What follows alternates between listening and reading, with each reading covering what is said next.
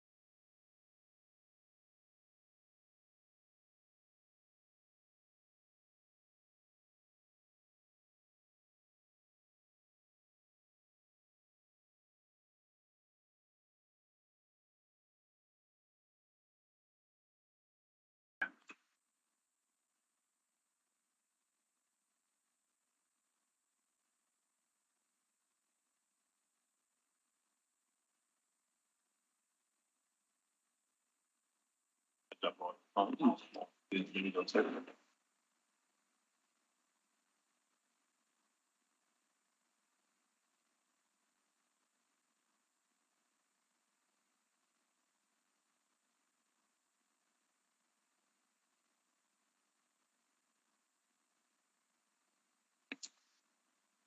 morning. I declare this meeting of Kempsey Shire Council open. It's the 19th of July, 2022. Anyone who wishes to could wear their masks today.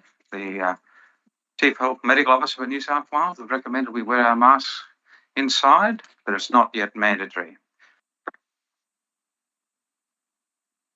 All members of the Kempsey Shire community are welcome to attend council meetings to observe. Please refrain from interjecting or undertaking any behaviour that will stop councillors from undertaking their important tasks of decision making. I remind all people attending this meeting that is being webcast on YouTube with audio and vision. A recording of the meeting is available on the internet and is required to be available for 12 months. Private recordings of the meeting should not occur. Only members of the media are allowed to make a recording. Please ensure all devices, like mobile phones, are on silent mode. On behalf of Council, I welcome all people here today in the public gallery and observing live on the internet. Councillors in attendance are Councillor Alexander Wyatt, Councillor Arthur Bain, Councillor Vijay Craigie, Councillor Simon Ferguson, Councillor Anthony Patterson, Councillor Kerry Reddington, Councillor Liz Campbell. Council staff in attendance, Mr. Craig Milburn, General Manager, Steve Beasley, Acting Operation and Planning Director. My apologies. Mr. Steve Mitchell, Director Corporate and Commercial, Mr. Daniel Thorogood, Manager Governance and Information Services, and Melanie Peterson, Coordinator Governance and Information, and also welcome Councillor Josh Freeman,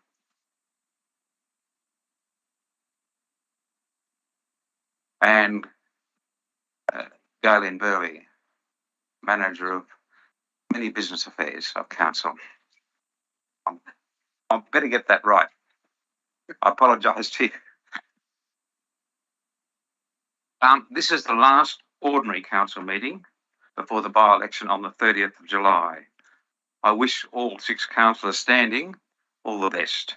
Thank you. We shall now begin the meeting. We'll start with an opening prayer. I request Councillor Craigie, please, to give us the prayer. Dear Lord, help us in our deliberations today so that our decisions will be for the greater good for the whole of Kempsey Shire. Amen. Amen. Thank you, Councillor Craigie. Acknowledgement of country, I'd ask Councillor Ferguson, please. Kempsey Shire Council acknowledges the land of the Thunguddi Nation. We pay respect to elders past and present. We acknowledge the role of emerging leaders to continue to guide us in the future. We acknowledge the stolen generations and the need to change practices to be inclusive. This land always was and always will be Thunguddi land. Thank you, Councillor Ferguson. We have everyone in attendance, so there are no apologies. Moving on to item 4 of our agenda, confirmation of minutes. There's a recommendation before you. Someone like to move that? Councillor Patterson. Move that one. Seconder, please. Councillor Bain.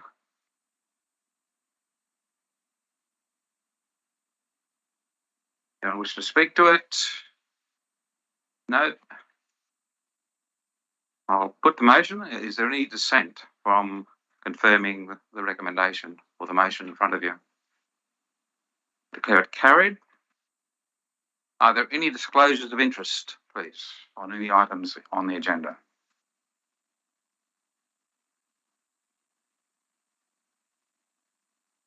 We now come to items 6 on the agenda, which is items passed by exception.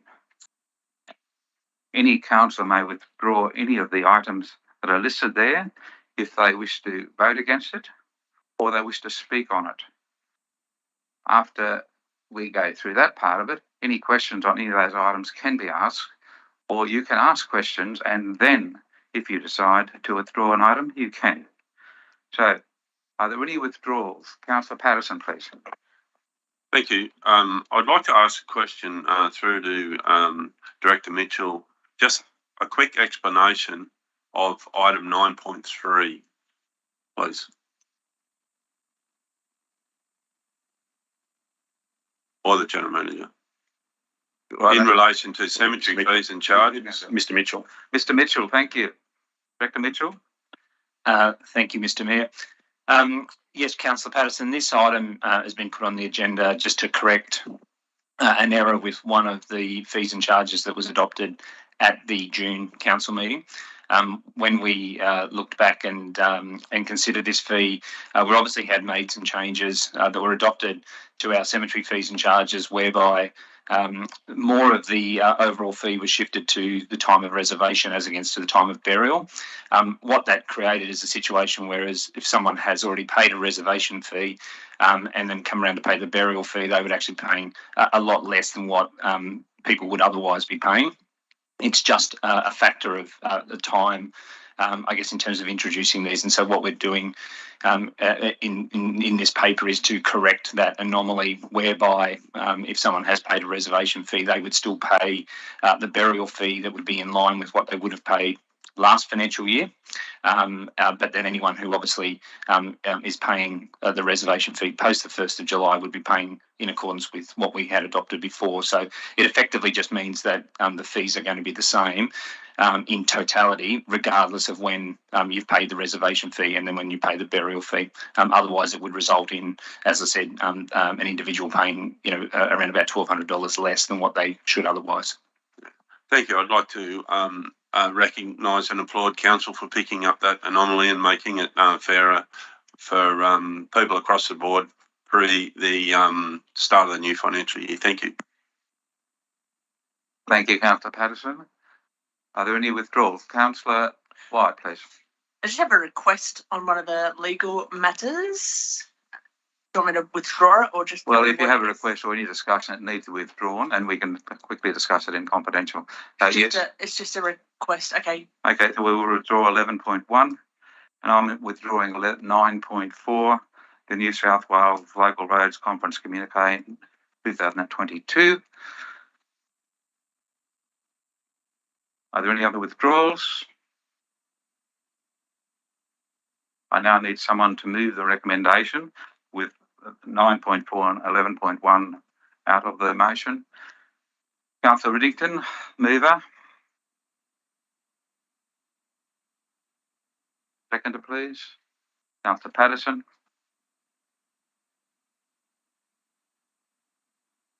I wish to speak. And if I'm putting the motion, there's no more questions on any of those items. So I'll put the motion. Any dissent from those items to be withdrawn? If not, I declare it carried.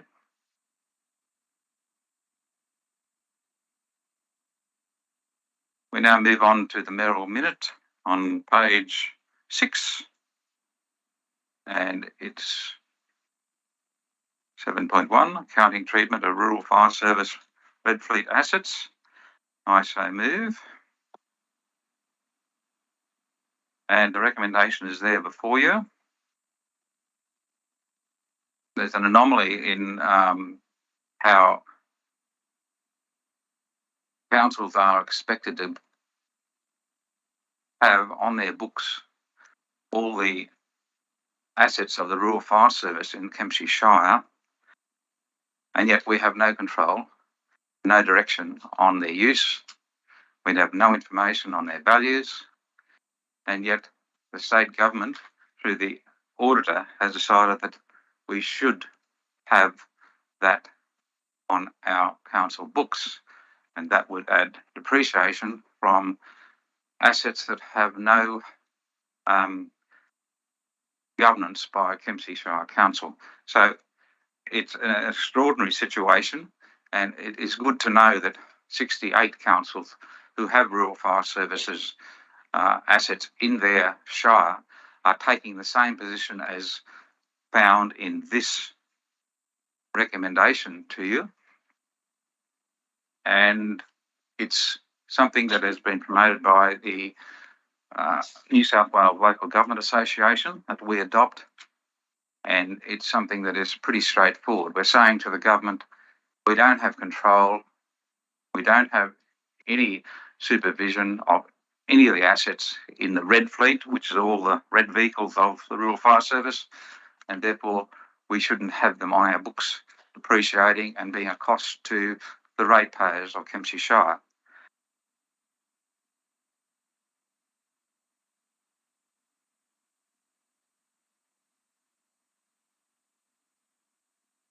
The idea that we would have them on our books when the Rural Fire Service is a separate entity is just unbelievably confounding to me. But at the same time, the state government doesn't require the Fire and Rescue Service vehicles or the emergency services, the vehicle, the state emergency services vehicles, be on any other books other than their own organisation. So I would request that you support this recommendation before you, And I now open up for debate and any questions. Councillor Riddington and then Councillor Wyatt and Councillor Bain, please. Thank you, Mr. Mayor. I commend this particular mayoral minute. Just for the sake of clarity and on the public record, and through you, Mr. Mayor, to the General Manager, could we please clarify that we are not responsible for any fuel in these vehicles, nor are we responsible for registering any of these vehicles? Mr. General Manager, thank you. Through you, Mr. Mayor, that is correct. The actual operations of the Red Fleet, the trucks and that the RFS use, their full operations are covered by them. Council has a role in undertakes the maintenance of those vehicles under contract to them, but we are paid and reimbursed for all those costs. So we have no cost in that. It's the RFS fund that through the funding they receive. A follow-up question, Councillor Riddington. Thank you, Mr. General Manager, and through you, Mr. Mayor. So all we're responsible for, according to this cost shifting again by the state government, is to have them on our books. And can you explain about the case of depreciation, please? Thank you, Mr. General Manager. Through Mr. Mayor, what occurred a few years ago, councils had independent auditors. The state government made a decision to have the audit office oversee all local government audits, which there's no issues with that whatsoever. One of the things that the audit office then picked up was that a lot of councils were not accounting for the Red Fleet, the RFS part of the RFS, and they have raised that with those councils. They've raised that with the Office of Local Government and with Treasury. The state government is saying that they're not on their books. The RFS is saying they're not on their books and they need to be on local government books. For something to go on our books in our financial statements, which is what they would, they'd actually come in as an asset and on our balance sheet, and they'd also go on our operational costs as part of the depreciation. We have to ensure that accounting treatment meets the Australian accounting standards. And one of those, the key test to that is, do we have control of the asset? And in this case, there's 68 councils in New South Wales who have formed the position individually and independently and have their own advice that they do not have control of those assets. I cannot ring up the RFS and say, I want all the RFS fleet to go onto this job or onto that job. That is what the regional manager, the zone manager of the RFS is responsible for. We have no control of that Red Fleet whatsoever. And on that basis, we cannot sign off on accounting standards to say we control them. So therefore, they're not on our books.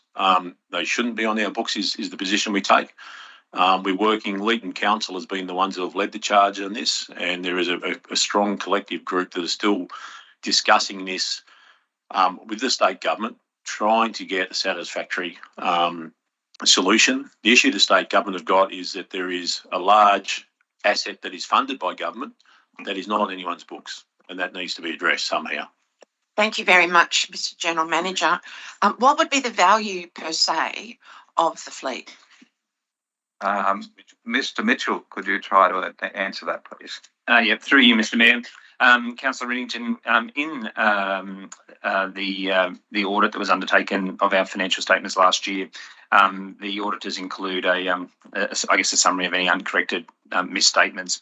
They obviously included, given their position on this particular matter, a misstatement in relation to these assets. So the net effect that was estimated at 30 June 2021 was that there would be about $2.3 million of assets that would be recorded within council's financial statements, and the net operating impact, so effectively the depreciation impact of that would be about $540,000 for the year. Thank you very much. Thank you. Councillor Wyatt, please. I just want to make a bit of a statement and ask you a question. So in the 2021 bushfires, we had a big GoFundMe.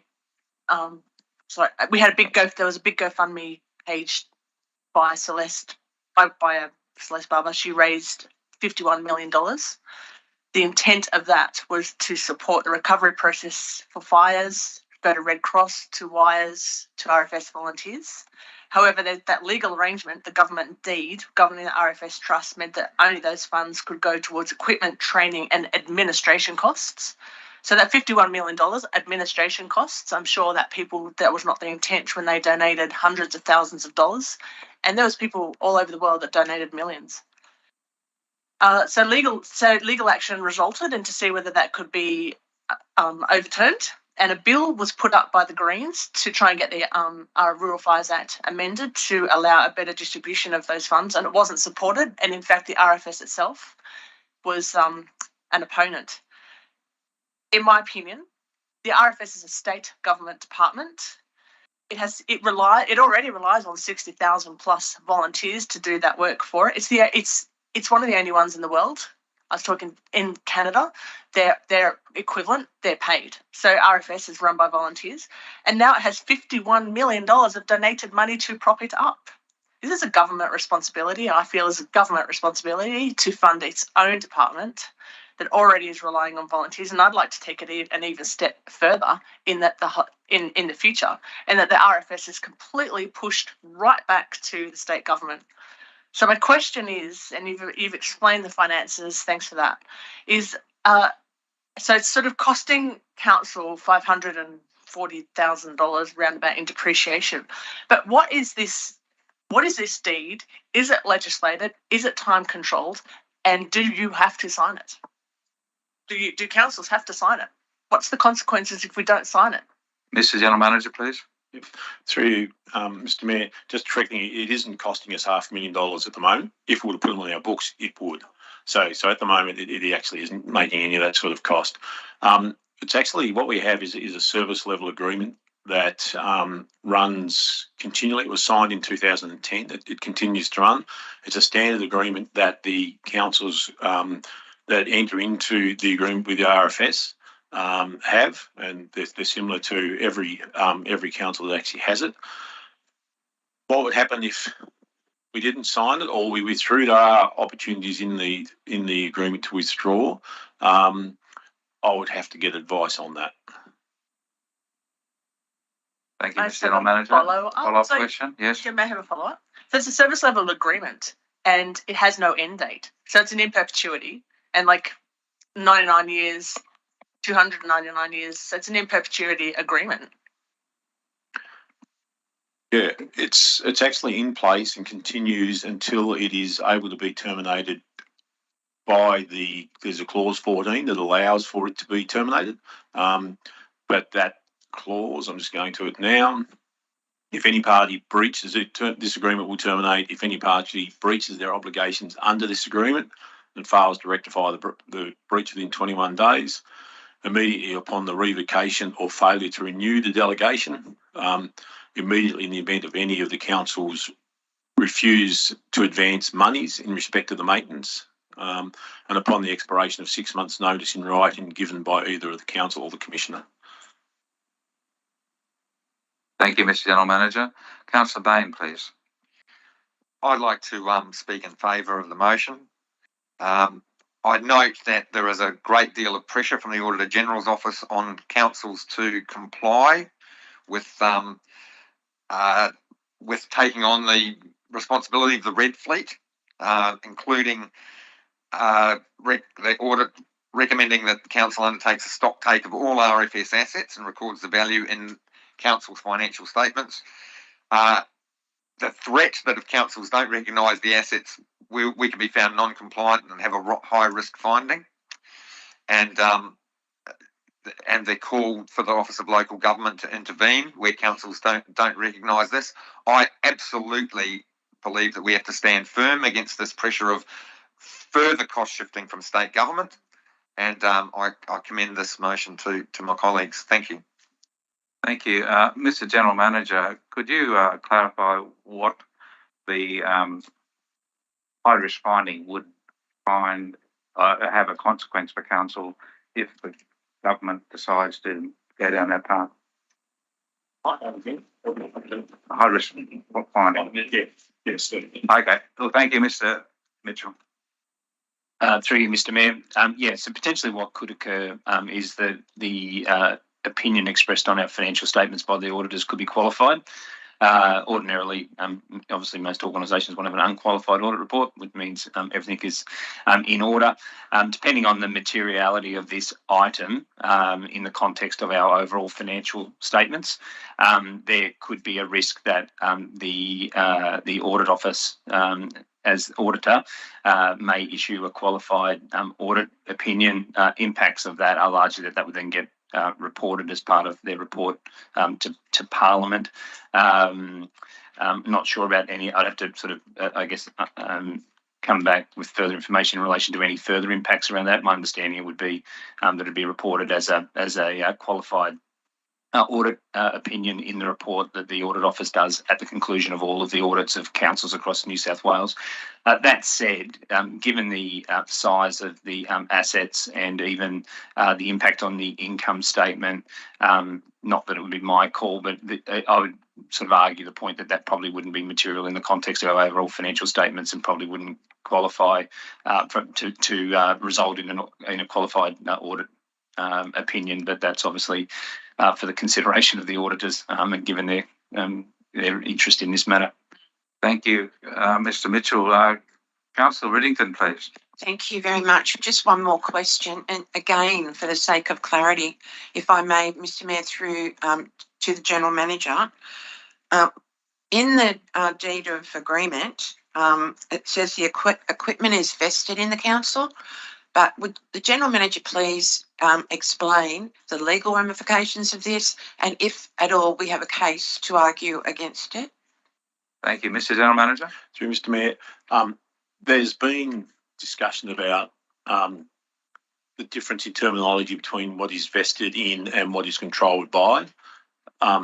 Vested in is that, and it's a legitimate thing, the government vests that the buildings and equipment in local government. There's no issues with that. It then comes to the issue of the accounting standard requiring the test of control, and that's what we don't meet. So there's no one arguing that's vested in us, but we do not control, and they are two different things. Thank you. Councillor Ferguson, please. Yes, thank you, Mr. Mayor.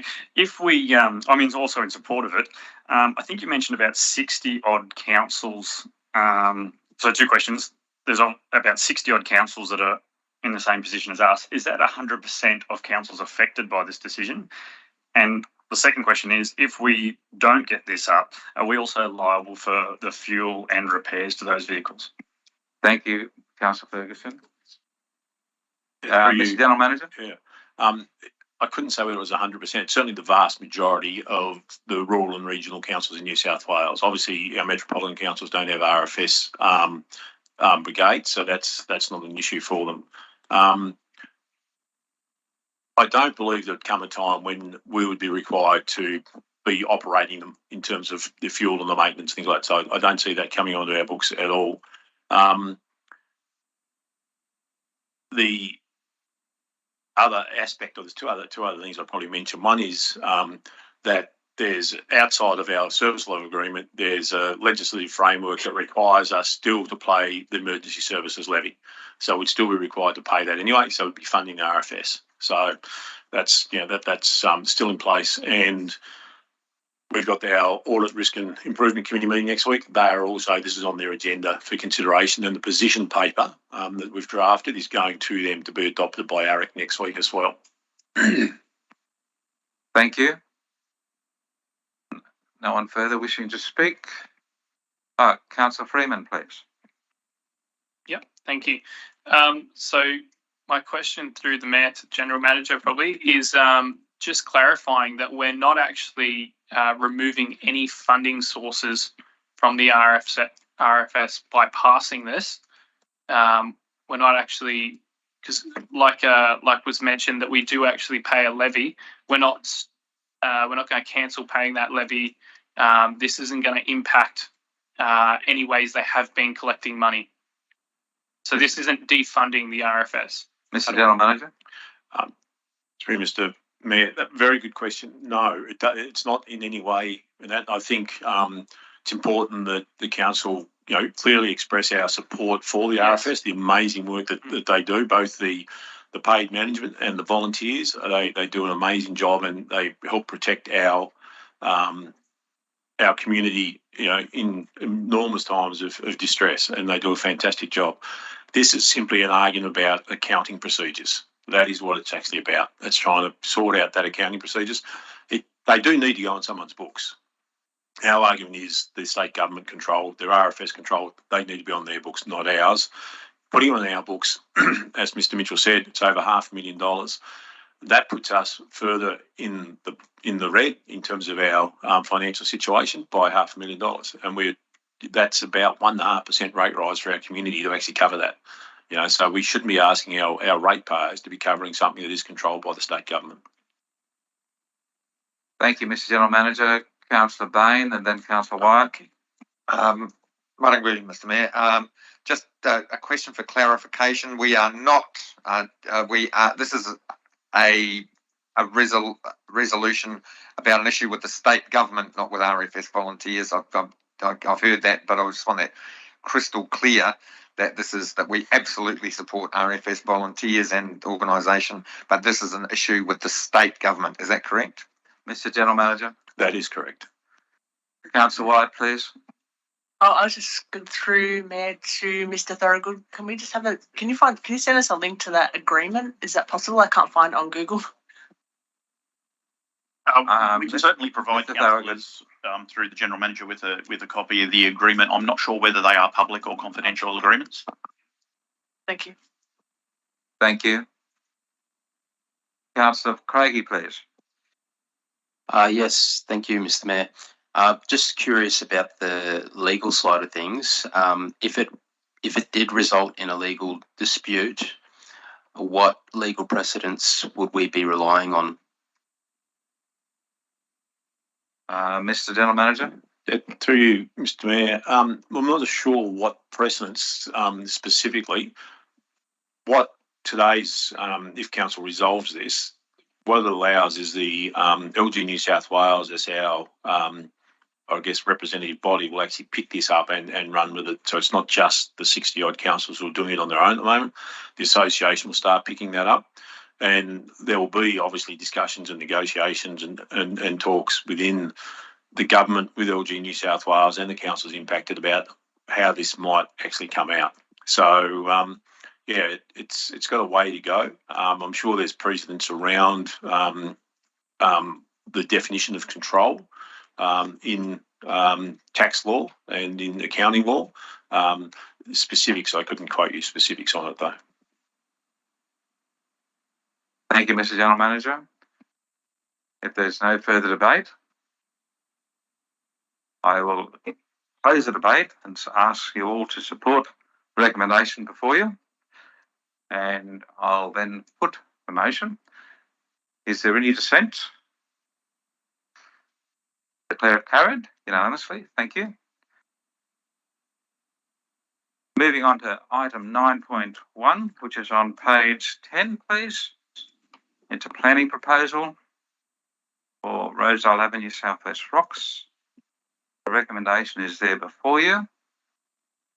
Councillor Patterson, would you like to move it? Yes? Yes, thank you. Seconder, please. Councillor Ferguson. Thank you.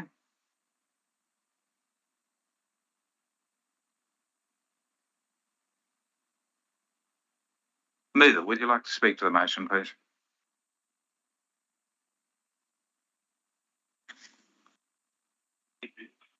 Microphone. Sorry, I just turned it off. Thank you. I just in speaking in support of this motion that it's just a support for future development in our area, which we need. We need to have future development for many reasons. One of those can be value of house pricing. The less houses we have, the less development we have, the more expensive our house prices are. By example, $2 million house being sold at Southwest Rocks on the weekend. We need to be able to authorise developments to maintain a future for our community, for jobs, security, and for the future of our Macleay. Thank you. Thank you, Councillor Patterson. Is there any further debate? Questions? Yep. Councillor Wyatt, please. So when this came to council in the, I'm not sure what meeting it was, to support this in the first place, I didn't approve. So I don't approve now. And I don't approve on the basis of, I voted against the LEP amendment, and I feel for me, this is a matter of me maintaining my integrity and my principles, but not approving this now. I totally agree with what Councillor Patterson has said, but I just reiterate what I said before. I don't agree with taking more of these conservation lands to prop up development. And I know that it's only small, but as I said, it's a matter of principle. But what I would ask is that in, I think it was either April or March, I put a question on notice about the management of vegetation and asked that, which was in relation to this, because they had a vegetation management plan for the little bit left on the hill in that conservation, in that C3 conservation zone. And I do ask that Kempsey Shire Council undertakes strong diligence in upholding that vegetation management plan to maintain the intent and the integrity of that C3 zone. These are conservation zones, otherwise they wouldn't be called conservation zones. They're not buffers to encroach upon. They're not little bits of land that we can grab and take here just because a developer may or may not have mapped out their property correctly. Conservation means maintaining native vegetation values in a condition that supports ecological function. So I ask that due diligence is put in place to make sure that that vegetation management plan is implemented, managed in its intent. Councillor Wyatt, are you moving an amendment or in addition to that? I think I can move an amendment Yes, if I oppose it, can I? Well, if you move an amendment to overcome your opposition, then you can move it, and that motion you could be finding acceptable. Okay, it's up to you.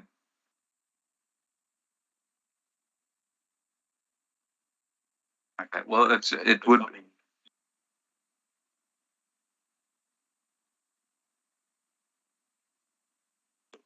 Okay, thank you. I've been advised that an amendment wouldn't be lawful to this, but I've also been advised by the General Manager that the obligations that you want Council to undertake are already in play. Okay, thank you. Councillor Wyatt, further?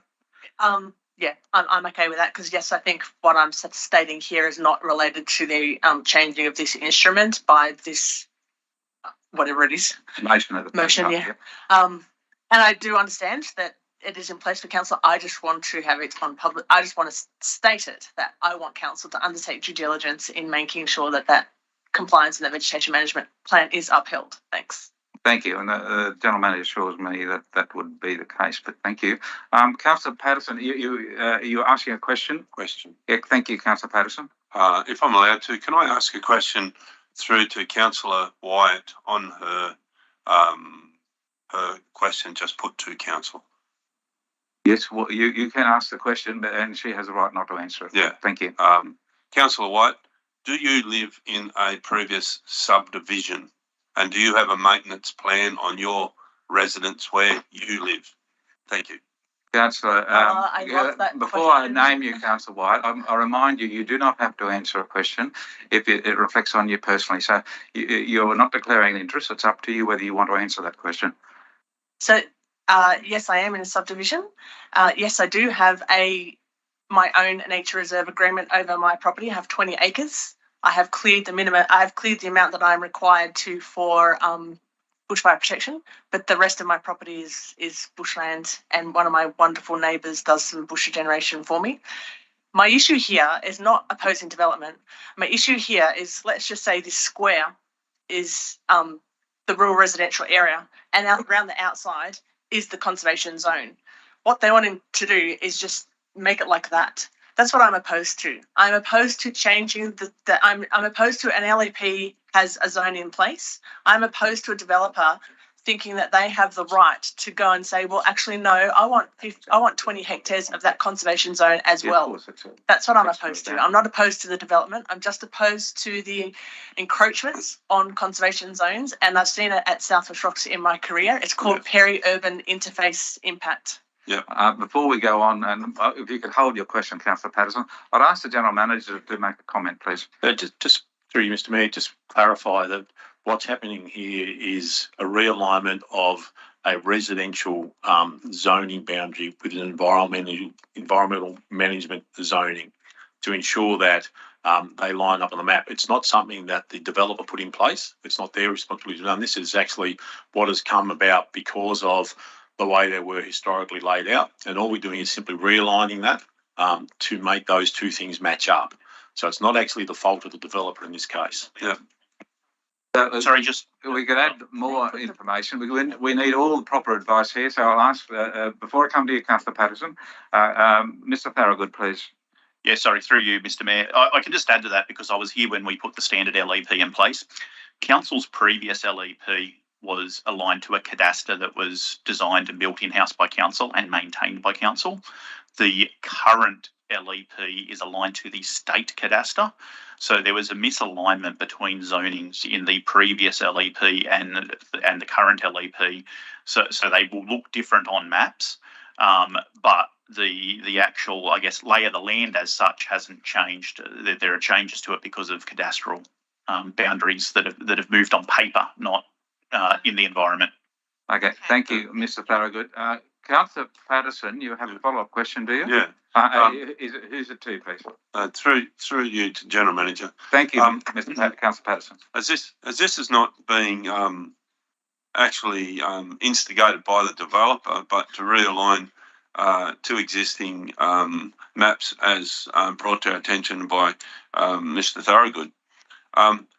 Looking at the map and the realignment, is it not true that there is some give and take by both sides, as even though it is in no control of the developer, there is some environmental management zones that are taking over, and there is some actual DA area that has been given up. So it's not quite a equal match, but it is something where to realign this, the development has already been passed. So I see this as council doing due diligence on their behalf to ensure that the developments that happen on these proposed areas are within guidelines, regulations and boundaries, correct boundaries. Thank you. Thank you, Councillor Patterson. Mr. General Manager? Yeah, that's basically correct. It is this realignment of the residential zoned area and the environmentally zoned area. So that's actually what is happening. As Mr. Thorogood said, there's no change on the ground. It's literally a mapping exercise in this. I will just clarify again one other point. This is historical, but the proponent is the developer or their consultant to actually get this rectified, but it's not their doing that this needs to be rectified.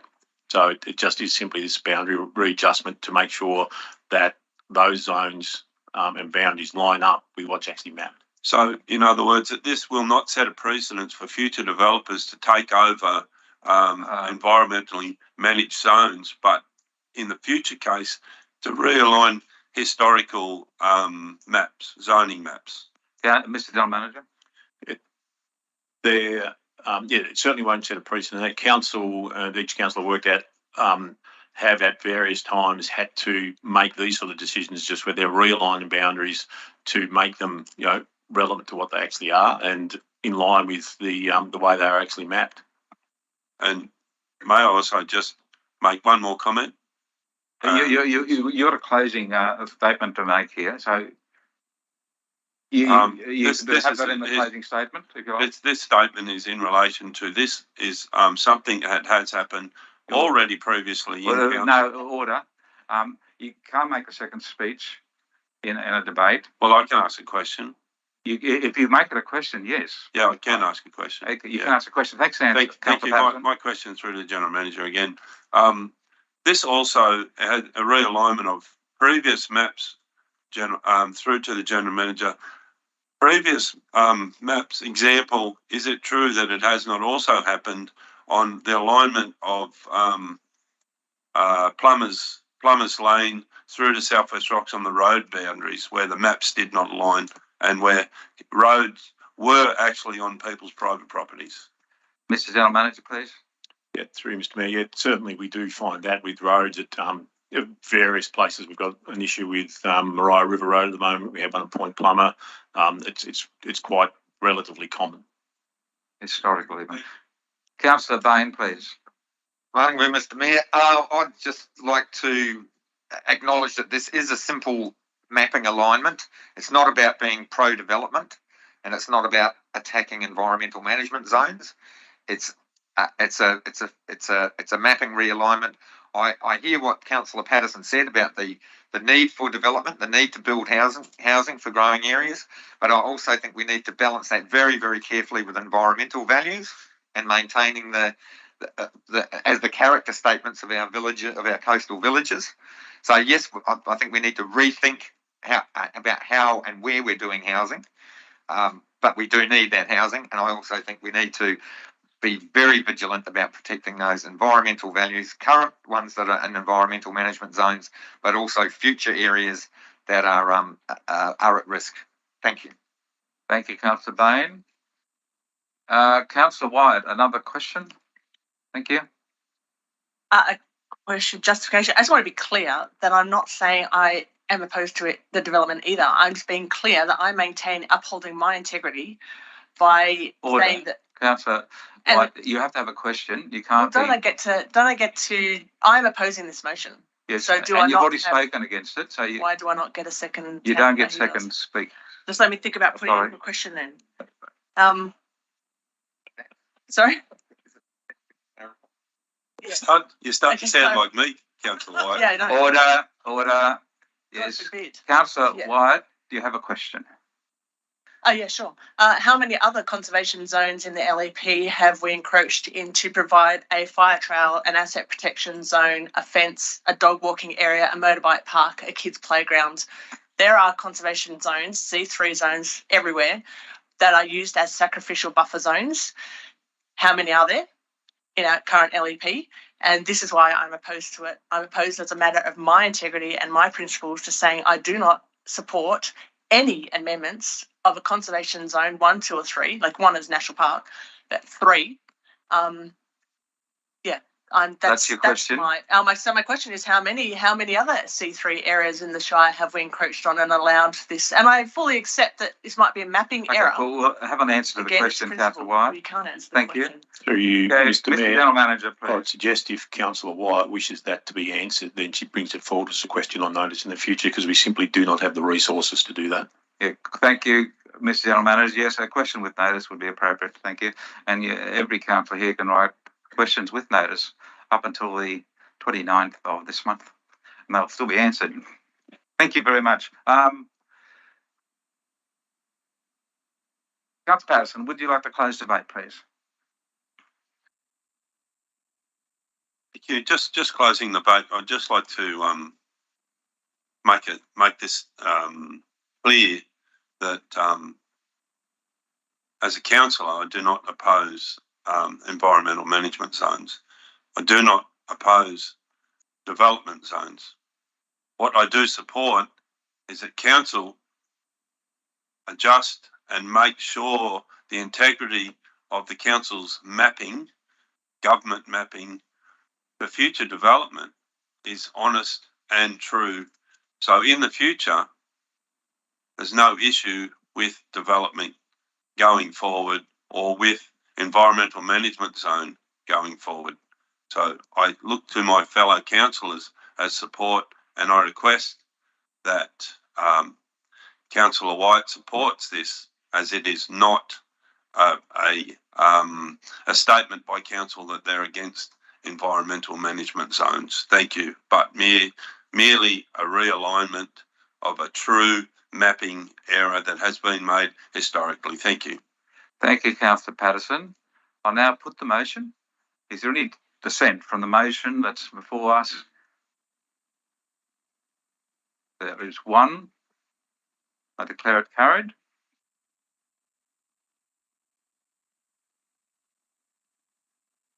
We now move on to 9.2, which is on page 13 of the agenda. It's the planning proposal to facilitate the Macleay Valley Recreation and Adventure Park. The recommendation is there on page 13. Do we have a mover? Councillor Patterson. Do we have a seconder? Councillor Freeman. Thank you. Councillor Patterson, please. Thank you. May I reserve the right of reply? Oh, you have it anyway, so you don't have to reserve it. It's there. So if you don't wish to speak to it, that's fine. Anyone? I also, once again, look for the support of my fellow councillors for this planning proposal to facilitate the Macleay Recreation and Adventure Park in relation to items in this 1, 2, 3 and 4 to make the amendment of the planning environment be requested to notify the plan on the New South Wales legislation web page. This once again is council working proactively to ensure that in the future that this proposed development by council is workable into the future, that will bring jobs to the Macleay, that will bring tourism to the Macleay, that will help council make some type of return on a vast area of land that council has ownership of, that as a myself and hopefully my fellow councillors see that we should get some type of return on our investment in management. Thank you. Thank you, Councillor Patterson. Very quickly, so just we can clarify what's the motion before us. I'll ask the General Manager to clarify what this recommendation is in relation to the development application, which is possibly a totally separate thing. So, Mr. General Manager, could you clarify that, please? Through Mr. Mayor, I'll probably just do a little bit of history, put that into the context. When this facility was being developed, obviously there was very early advice in relation to planning and permissibilities and those sorts of things. There is some, the facility has clearly a indoor rock climbing facility as part of it. It has the skydiving part of it, cafe associated, and some student or bunkhouse type accommodation that can be used for students, can be used for other purposes as well. In looking at that, there's some interpretations, a very narrow interpretation of planning that would say that the indoor rock climbing and the accommodation are not what they term ancillary to the services at the airport. That's a very narrow interpretation. We've got advice that is submitted with the development application that it is ancillary to, and the ancillary argument is that you need to look at the entire airport service, so not just this facility itself. So it is ancillary to the entire airport services. It's on that basis that the development application has been submitted. That is being independently assessed by an independent planner outside of council, who will undertake not only the assessment but the community consultation with that, the public exhibition. They will write the report, and that will be submitted to the Joint Regional Planning Panel for consideration and determination. The JRPP will set the conditions of consent, and then the building will need to be developed in line with those conditions of consent should the DA be approved.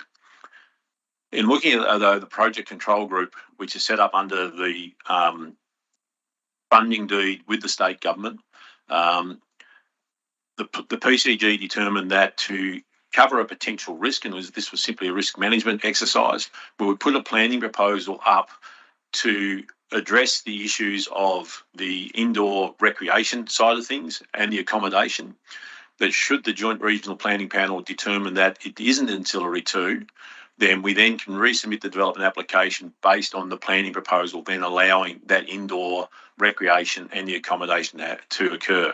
So the decision of the project control group was basically a risk management strategy to put this planning proposal up to allow these to occur in that particular area that actually mapped. The DA is in process. I don't know when that will be finalised. As I said, it's being managed independently of council.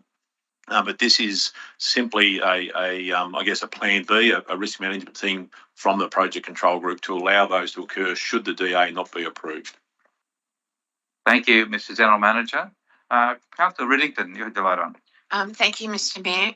Thank you, Mr. General Manager. That was exactly the question I was going to ask. A bit of history about this and a history of the change of use to enable the DA process to be correctly analysed and proceed. Thank you. Thank you, Councillor Riddington. Councillor Freeman, please. Yeah, awesome. I just got two questions. The first one would be, is the business plan that was drafted up for this project, is that available to the public? And if so, where could we find that? Thank you, Councillor Freeman. Mr. General Manager. Through you, Mr. Mayor, the business plan was developed by Lennox and Associates at the request of the state government. It was submitted as part of the grant application in the second phase of the Growing Local Economies grant. It's not made public because it actually contains what will be, I guess, commercial in confidence. It's actually the business, how it actually stacks up. It can be made available to councillors in confidence, but there is a range of information from that has been made available to the public.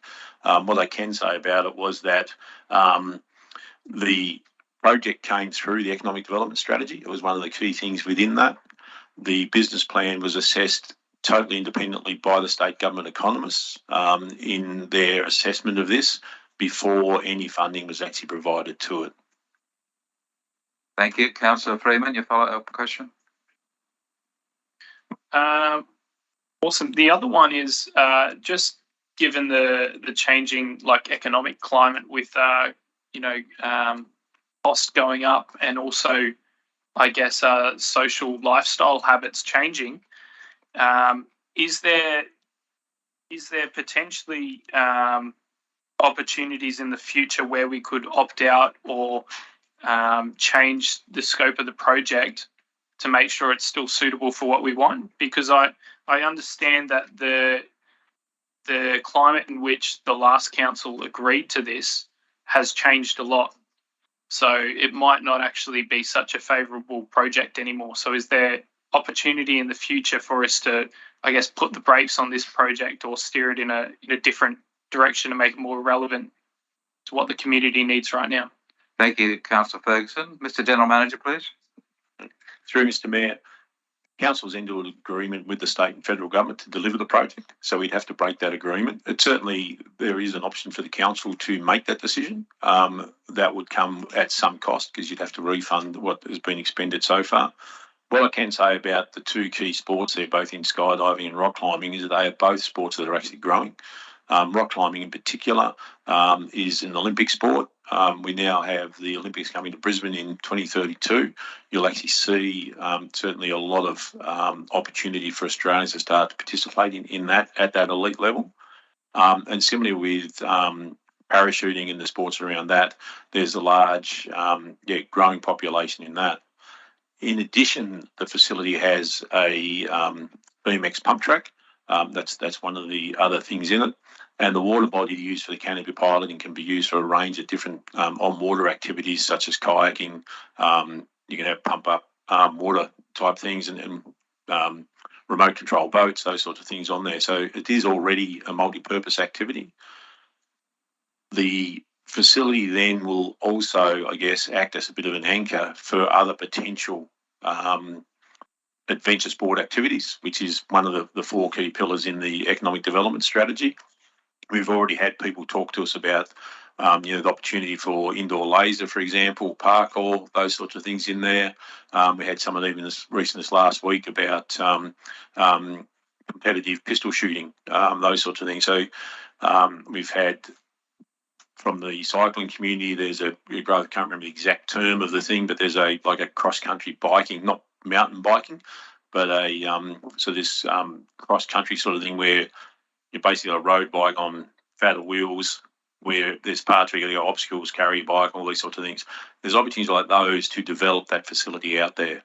So in terms of attracting, providing, I've just been told it's called cyclocross.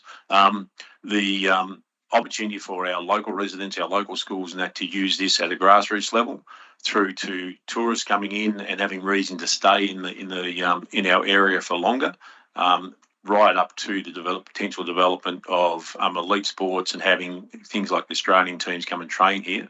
Then I think the facility provides the Macleay Valley with a great opportunity. Thank you, Mr. General Manager. Councillor Ferguson, please. Yeah, could I just ask another question of the General Manager through you, Mr. Mayor? Yes. Could you just, for the public record, outline the reasons why we couldn't do the development on the same side as the terminal building, given the problems with flood access and things like that? Thank you, Mr. General Manager. Yeah, through you, Mr. Mayor. In the early stages, we did a very thorough site assessment of it. There's a few factors. One is the indoor rock climbing facility, the height of it. We can't have that too close to the actual runway. Where it is now, I think from memory, it's about 170 something metres off the runway. And that's about as close as we could get that section of the building to it because of what they call the OLS, which is about the heights that as planes take off. The other element of it is we actually had the Australian Parachute Federation come down, the Australian Parachute Coach. We consulted very extensively with them. And looking for the location of the pond was the other element. You want the building adjacent to the pond, and we couldn't get the pond on that side of the runway either. It needed to be on this side where it is now. So they are the two main factors for where it is actually located. Thank you. Thank you. Councillor Ferguson, anything further? No? Councillor Wyatt, please. I just want to ask a question about the approval process for this and also the DA when that's going through its process. So the planning framework in New South Wales has a proponent, an approver and a regulator function. If the one body is all three, that presents a bit of a conflict in terms of the integrity of the process. In this particular issue, who is a proponent, approver and regulator? And in the DA itself, when that goes, who is the proponent, approver, regulator and who undertakes compliance function? Thank you, Councillor Wyatt. The second part of your question is about a separate matter, but I'm sure the General Manager can address it if he wishes. Thank you, Mr. General Manager. Yeah. Through you, Mr. Mayor. In relation to the planning proposal, which is the item before Council this morning, Council is the proponent. The determining body is Council. It is actually our LEP. The Minister ultimately is the person who has the authority to make the decision. Their normal practice is that they would delegate that back to the General Manager. If they have questions about that, they would actually make that determination themselves. In relation to the DA, and we've seen this with a couple of DAs here at this council, where we are the proponent and it's a significant development such as this, we will outsource the actual development application assessment to an independent third party, which is what's occurred in this place. It's a highly experienced independent town planner who is actually undertaking that. They will undertake the assessment and the public exhibition consideration of submissions and all those sorts of things, along with writing the report that will go to the Joint Regional Planning Panel, who are the determining authority. They will determine the DA, and if they determine that it's approved, they will set the conditions of consent. And then it'll be up to the project control group and the body overseeing this project to ensure that it is delivered in line with those conditions of consent. And they need to ensure that occurs to actually have the final sign-off and the occupancy certificate to be given, which would be issued by Council. Thank you, Mr. General Manager. There's no further debate. I'll ask. Oh, sorry, I didn't see your light, Councillor Bain. Thank you, Councillor Bain. Yeah, I've just put that on. I have concerns about this project. My vision, a vision for the future of the valley would, I would see much more in terms of nature-based tourism, cultural tourism. But I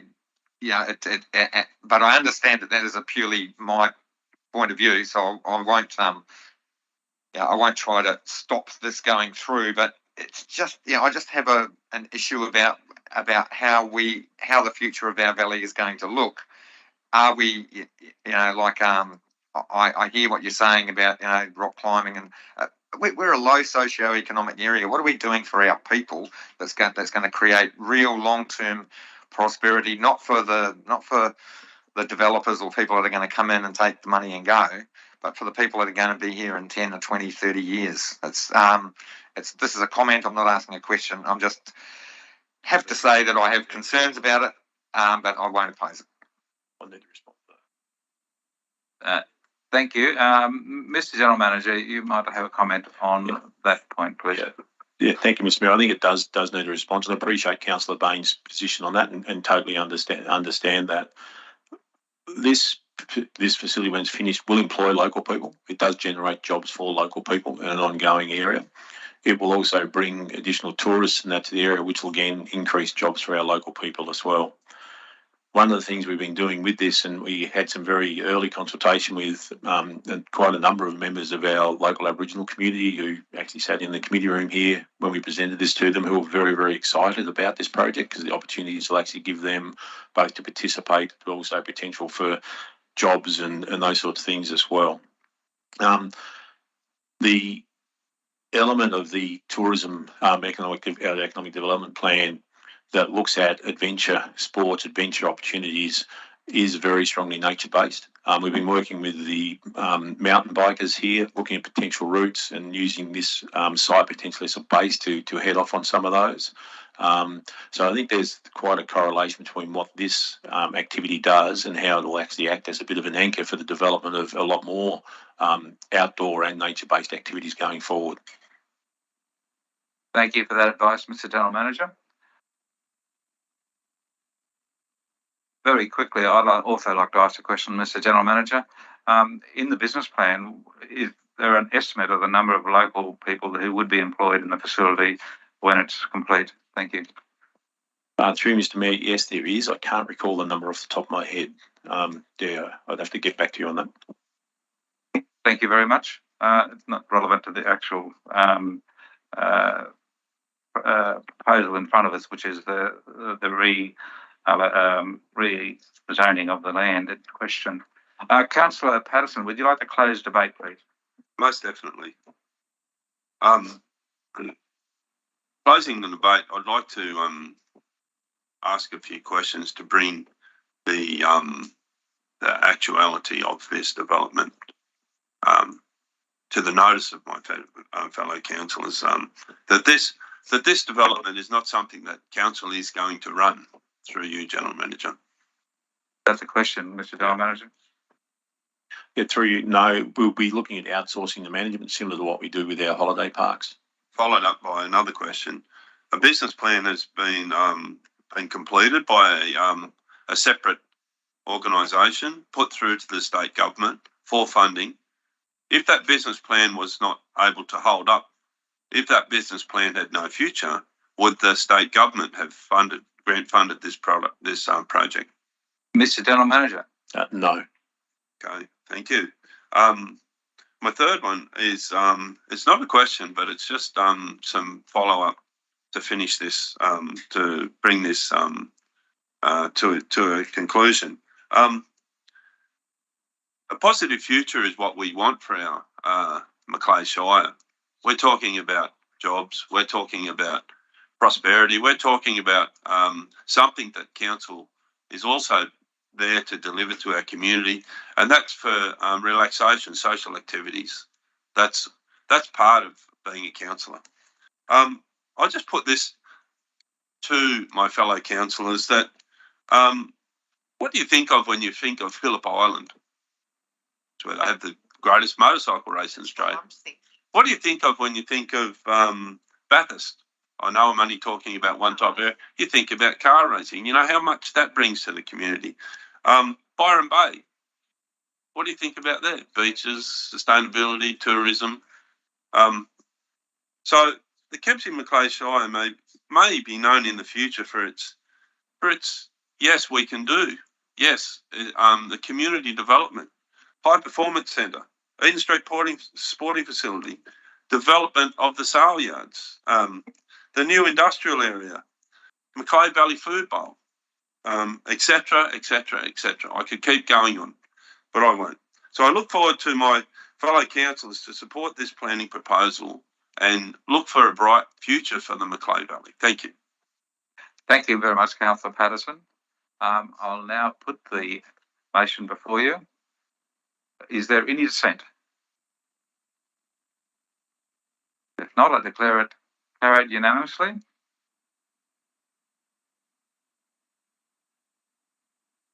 We now move on to 9.4, which was withdrawn. It's the New South Wales Local Roads Conference Communique 2022, found on page 24. The recommendation is there before you, and I withdrew it because I would like to amend it with something pretty straightforward. Unless someone else wants to move it, but we'll need the wording from Mr. Thorogood to include that these letters go to the shadow ministers in question. So no one else wishes to move that. I will move it. No, Councillor Bain, you would like to move it that way? With the amendment, so it becomes a motion straight up. Thank you, Councillor Bain. Yep, I'll move that. Seconder, please. Councillor Riddington. Okay. And you'll see the amended resolution in front of you. It's now the motion.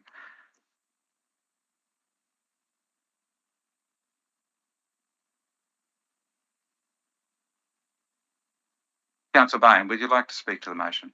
Oh, yes, I think we put it in the context that we've got a state government election coming up next year. I think communicating with the shadow ministry as well as the current ministry would be a very, very good idea. It is an opportunity that comes around once in a while, that we get an election coming up where we can have a little bit more influence on our state politicians. Thank you. Thank you, Councillor Bain. Any further debate or questions?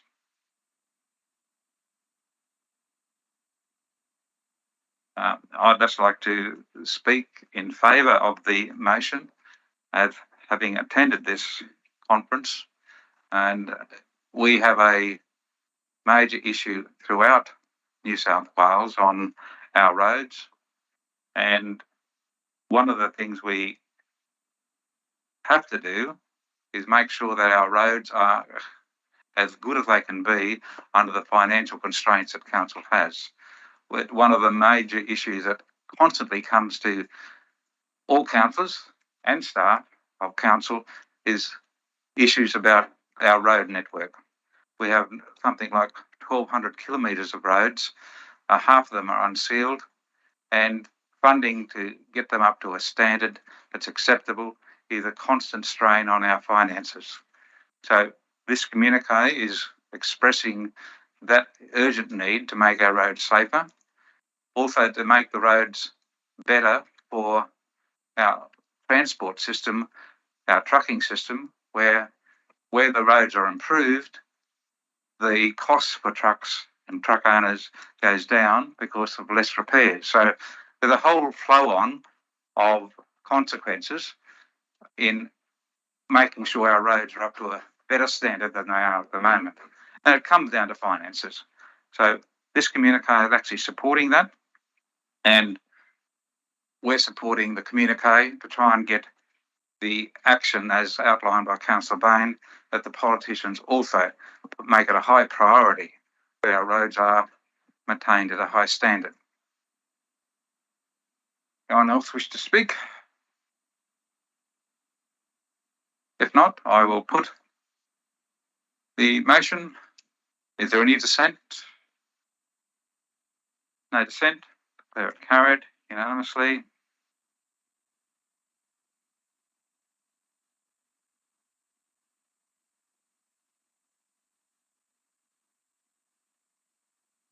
All the other items on the agenda in the reports from council are completed.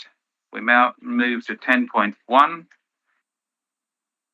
It's a delegates report. It's from me. It's on page 33, and it's the Rural Health Forum. Because it's a notice of motion, our code of meeting practice only says that we can receive and note the report. If I, as the mover, also wanted to bring up an issue that would have to be debated or an action, I would have to move a separate notice of motion, and that's how our code of meeting practice works at this time. But the important thing that comes out of this is that we need a mover and a seconder. I can speak to it, but I'm quite happy for someone else to move that the council receives and notes the report. Councillor Bain. Do I have a seconder? Councillor Wyatt. Councillor Bain, you would like to speak to this, please? No, thank you, Mr. Mayor. I think if you could speak to it, the author of the report would be appropriate. Thank you. Thank you. Yes, I lost myself there a bit. Sorry. I'll try my best to keep on task here. Councillor Patterson, please. Thank you. I'd just like to ask a question, I suppose for you, Mr. Mayor. Yes. As I did not attend the Rural Health Forum, but is it on any of the pages or discussion of when it says Rural Health Forum, are they also talking about the prevention before people need health support, like as in healthy lifestyle, quality of living, etc., like that? Or is this something that is only talking about when they need the support, not more towards what can we do to stop people needing so much support? That's a question. Very good question, and thank you very much. You're right. It's not just what you said, dealing with the health, but also doing preventive health. And the recommendations from the parliamentary committee that inquired into rural health, and that's in the report, they came up with 44 recommendations, and quite a few of them are about workforce and providing more services. And those services to remote communities especially need to be funded and need to be staffed. And that's part of the recommendations. So it's not unusual, and it's in the report, that the people with the most health needs are in the remotest areas of New South Wales, and also places like Kempsey, we have a dire need to look after those people with diabetes. And the other very important part of it was the services need to be provided to the Aboriginal people around New South Wales. Very important, and that they have come out in the actual Rural Health Forum. So thank you. If there's no other question or comment, I'll just quickly speak to the motion. And as you would realise, Kempsey Shire Council as a local government doesn't have any responsibility for health. We do provide health inspections, but it's not our job to provide funding for community health, hospitals, or even have a say in how that is spent. But we do have a very important role as advocates for our community. And we are advocating that we have more input, not only of money, but of services into our shire. And part of that advocacy, and I'd like to announce this now to councillors, that the advocacy is having fruition. The General Manager and I attended this health forum, and we managed to speak to the Regional Health Minister, the Honourable Ronnie Taylor, and I asked her at that time in Sydney, would she be able to come to Kempsey Shire and meet the health providers in the area and talk with them about the 44 recommendations that affect our shire. And she said she would hope to be able to come. We've now got a reply from our local member, Melinda Pavey, last week, advising us that the Regional Health Minister is coming to Kempsey and will be meeting with our local health providers. So that is fantastically good news for the health of Kempsey Shire residents. And the date for that visit is yet to be set, but as soon as that has been given to us, we'll certainly making sure that we can get as many people as possible to have that input on the recommendations from that parliamentary inquiry. So that's fantastic news for Kempsey Shire. Do we have any further debate or questions on the recommendation for you or the motion before you? If not, I will ask for any dissent. No dissent. I declare it carried unanimously.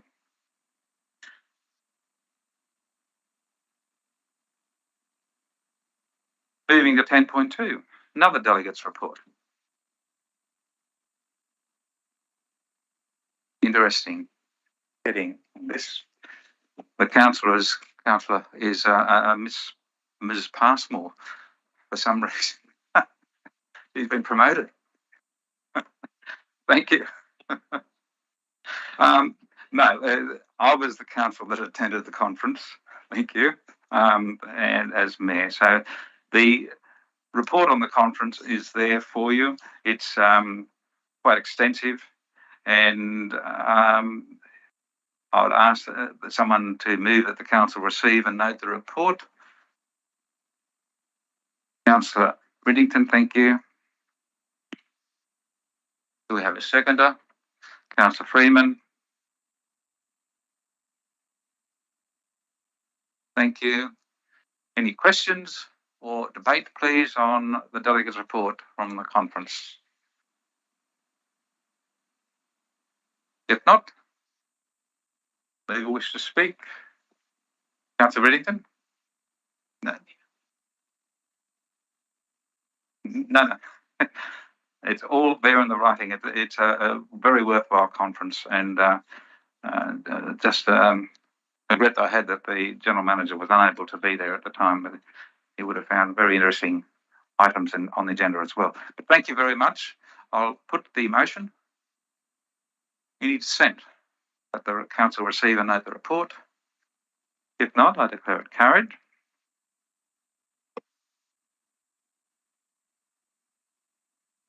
We only have one item left, and it's we need to go into confidential for 11.1 because we have a legal issue that needs to be raised, and then we will come back out of that. Miss. So it's probably, we could probably withdraw it. I can just ask outside. It's not about any of the matters. It's just. Sorry, it has been pulled out, so we do have to go into confidential. Councillor White, we'll do that, and. For those people in the public gallery, if you wanted to come back, it's very important that we finish off this final meeting of this council in a positive fashion. So if you want to wait outside, we'll certainly not be long on this confidential section. So I need a mover to have us go into confidential, please. Councillor Bain, thank you. Do we have a seconder? Councillor Riddington, any dissent? Declare carried. We are now in confidential.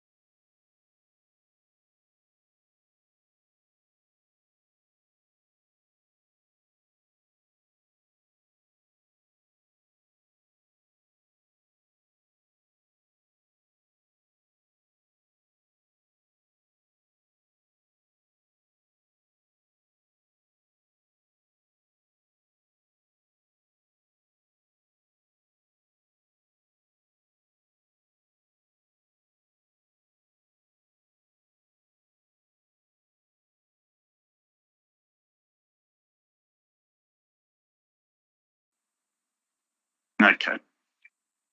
In relation to the matters considered by council in closed session and the one earlier as part of the consensus motion, in regards to item 11.1 legal matters, council resolved that council receive and note the report.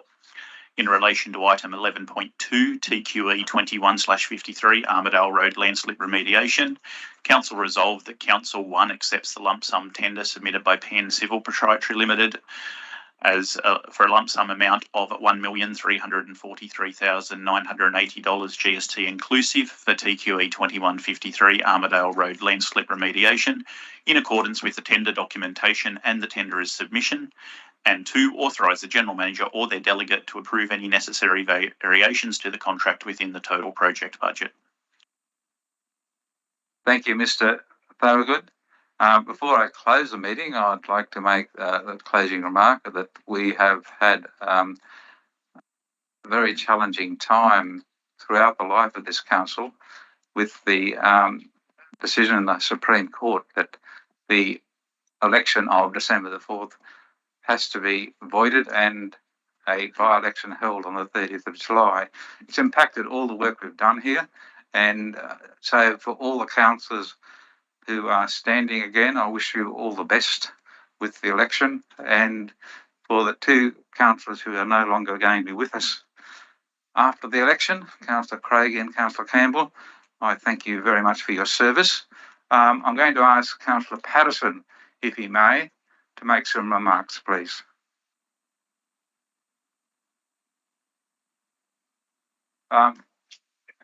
Microphone, yes.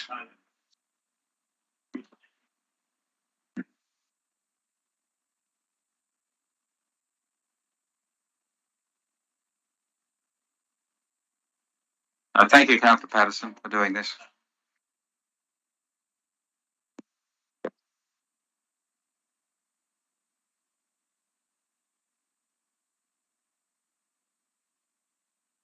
Just wait for Daniel to organise it.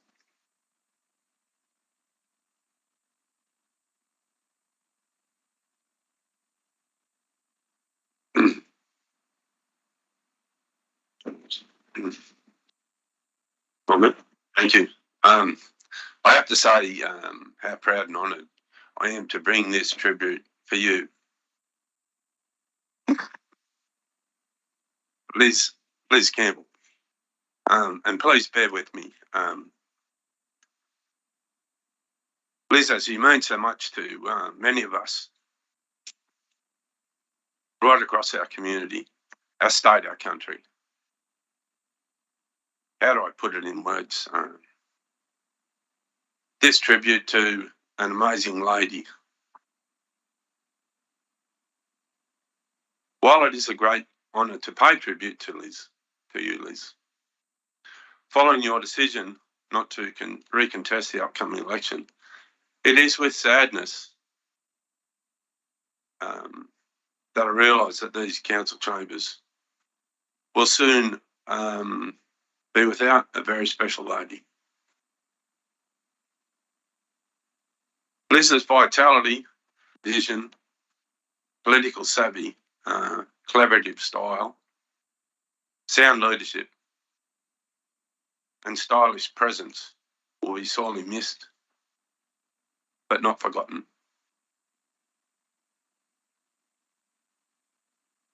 I first met Liz when we both set out advocating for a safer community a number of years ago, speaking together in halls all over the Macleay, and her passion for our community was very contagious. And one of the main reasons why I set out to be a community representative, a councillor. Liz was and is my inspiration and has always been there for me, for advice and support. I'm very proud to call you my friend. Liz has been a firm fixture here for 14 years after being elected to Kempsey Shire Council in 2008. She served 2 years as Deputy Mayor and was elected Mayor in 2011. In 2012, Liz was the first popularly elected Mayor in the Macleay Valley and was re-elected mayor in 2016 for a second 4-year term that was extended to December last year due to the pandemic. Liz's dedication and work ethic throughout this time has been exceptional.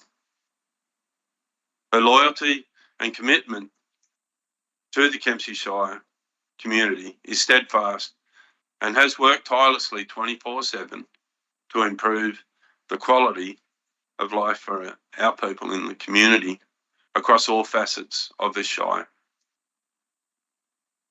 Having been born and raised in Kempsey and living in a family home instilled by her parents with a strong community service ethic, Liz not only served on council but volunteered her time and energy to many service organisations within the Macleay Valley. She held executive positions over many years with the Macleay Valley Business Chamber, and her dedication to Rotary saw her awarded the Paul Harris Fellow Medal. Liz was elected to the Country Mayor's Executive in 2017, and her long-standing support for the Macleay Valley Mustangs, Macleay River Historical Society, saw her invited to be their respective patron. Until recently, was chair of the Australia Day Committee and chair of the Mid-North Coast Joint Organisation. With her role as mayor, many of the people with whom Liz came into contact with, she had already known for many years, or even a lifetime. So her relationship with the local community was quite personalised, and she was often heard to say the Macleay Valley community is my community. She was fierce in her defence of the Macleay and strived to build a community that was inclusive, where everyone, regardless of their background, wealth or race, culture, religion or age, could feel that they belonged. Yet she was able to walk a fine line that embodied this close connection, while still maintaining good governance and impartiality that her role as mayor she knew was essential. One of Liz's great gifts was and is her capacity to build relationships with people across all walks of life, and her ability behind the scenes with all levels of government, business, community groups and public service organisations to make things happen. This gift delivered tangible improvements to the services and facilities of our community, her community. Now receives that greatly benefit how we live and work. Her travel and tourism expertise and business acumen helped shape plans for the Macleay Valley to become a prime tourist destination, and she actively promoted the natural beauty and positive attractions of the Macleay at every opportunity to help grow our local economy with initiatives such as the Macleay Valley Food Bowl, as we mentioned earlier.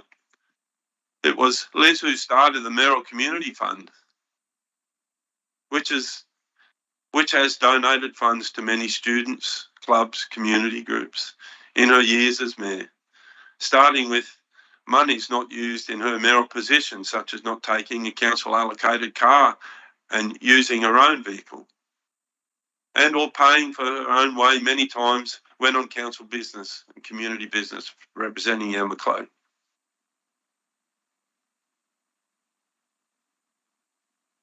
Liz, I hope you never thought this went unnoticed. Her leadership in times of bushfire, flood, drought has been inspiring, and she tirelessly lobbied state and federal governments to raise awareness of our plight and for the funds to help rebuild homes and community infrastructure destroyed and damaged in these disasters. But she also generously gave up her time with great compassion to local people who had lost so much. Liz was instrumental in so many significant achievements council and the community delivered over the past decade or so, and many brought about by her vision, tenacity, and ability to build a collaborative team effort. With Liz, her drive and ambition were never about self-aggrandizement, but fiercely held belief that together we could make the Macleay Valley a better place to be. There are so many to list.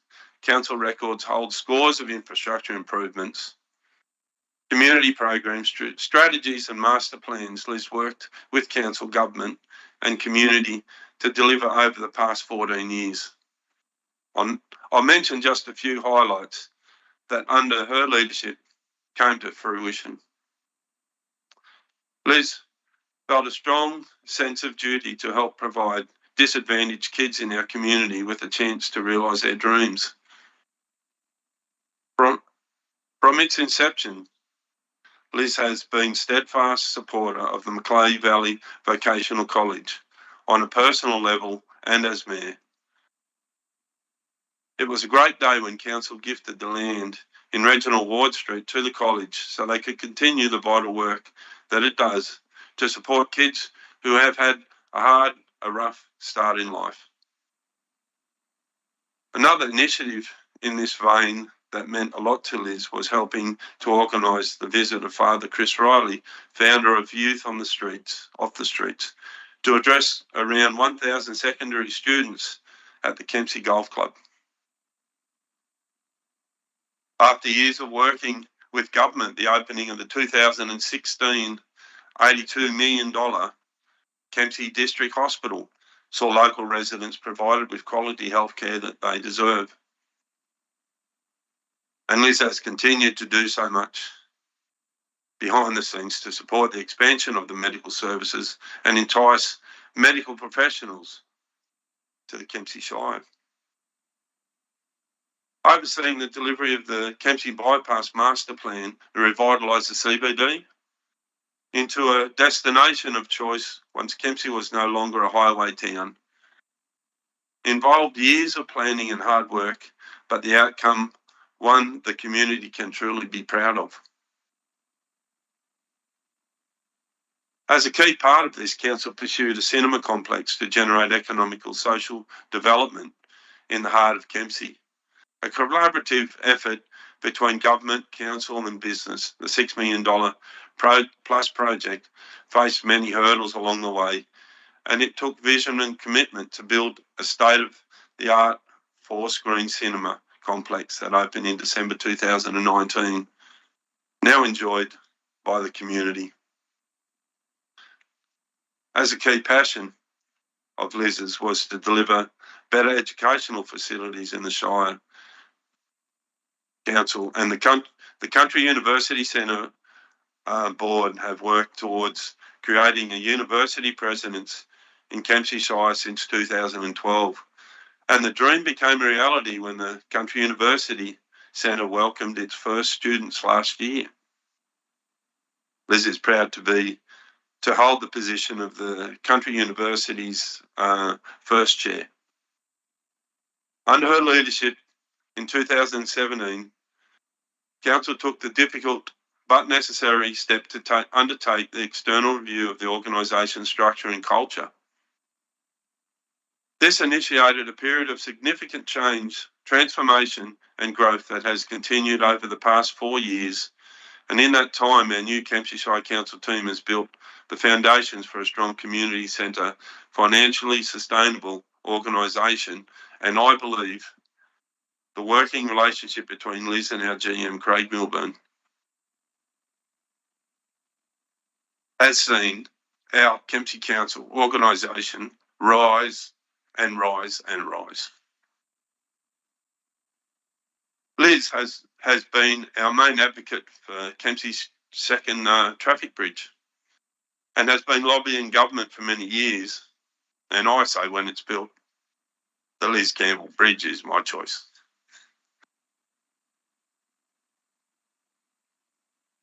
Her life in council was not always easy.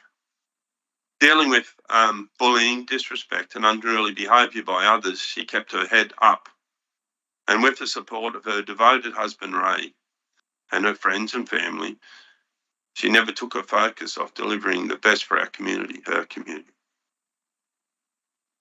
I can't let it pass by mentioning her number one supporter, her husband, Ray,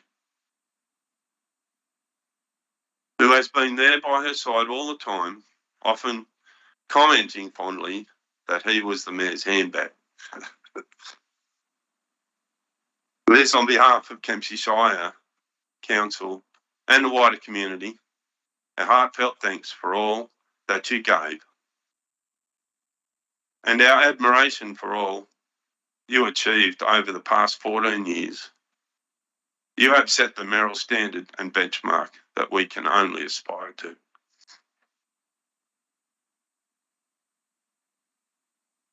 Macleay Valley, your community, that you love so much, is a far better place because of you. We wish you and Ray the best possible future for you. But you have given us your community, the community you love, everything you have. Thank you, Liz Campbell.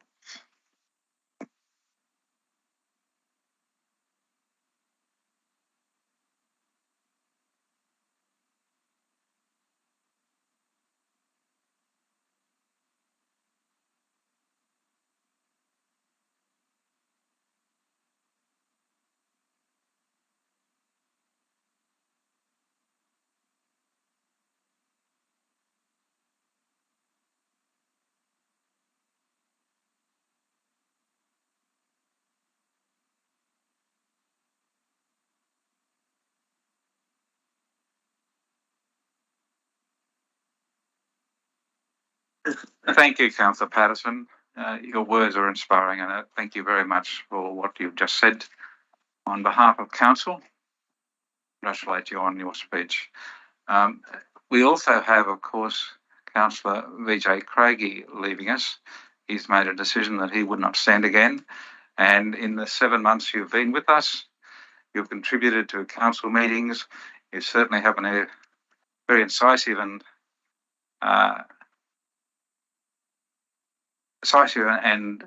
background knowledge on many things that we appreciate, and your contribution to council meetings are appreciated by us all. I thank you and wish you all the best for your future, and hopefully in the future you might come back to local government. I certainly thank you very much on behalf of all councillors and council staff.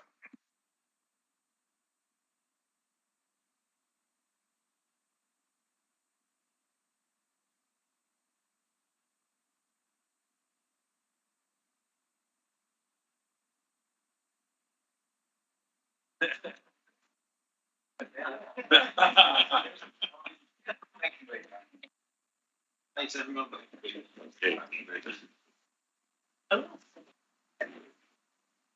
There's nothing more to do other than to say thank you all very much. You would like to speak as well? Just to BJ. Councillor Wyatt, thank you. Yes. Yeah. I mean, that speech from Anthony was magnificent. But in terms of VJ, like, we've only known each other as a team here for, I don't know, 5 months. It's been just a horrific 5 months, but a good journey as well.